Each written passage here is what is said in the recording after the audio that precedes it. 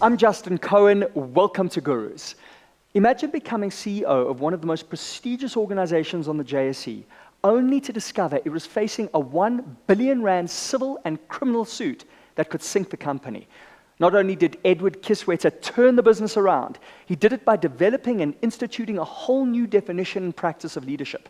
Today, he's president of the Da Vinci Institute School of Managerial Leadership. We're going to find out how he is revolutionizing corporate leadership across the country. Steward leaders understand that they hold in trust the interest and the assets of another. It is not theirs.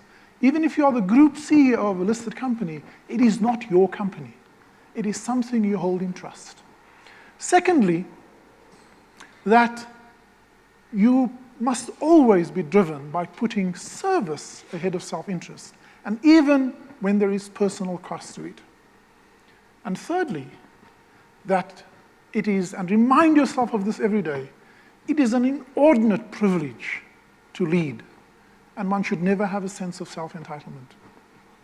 So I was confronted with resolving a long outstanding R1 billion civil claim against us and 21 criminal charges. What a daunting challenge to face on your first day. And so we did two things amongst many other things, but it started by asking a very simple question to some of my senior leaders. And that was, why are we defending ourselves? And they said, well, because we're being attacked, duh. And that's what we all do. When we are attacked, we go in defense mode. And what we don't realize that when we are in defense mode, we act out of fear and desperation without conviction. And when they said this to me, I asked, so if we are defending ourselves, tell me who will defend the pensioners?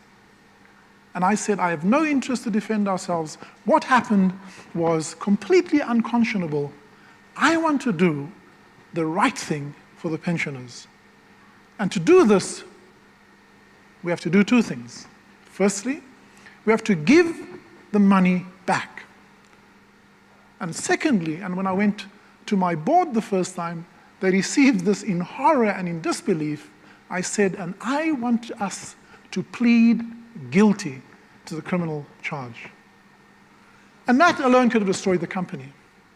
But why was I prepared to do this? Because I was not leading from fear and desperation, but from a deep conviction that if we do the right thing for those whose interest we purport to advance, that the right outcome will be achieved for all of us.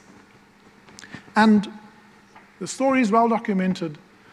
What a great joy when we were able to go back and say, and because of our action, industry players came along, and in fact, we paid significantly less than what we were originally charged for. We were able to resolve the matter. We pleaded guilty, and on another, I can tell you the technical and legal issues around that, but it's more important is it was the right thing to do.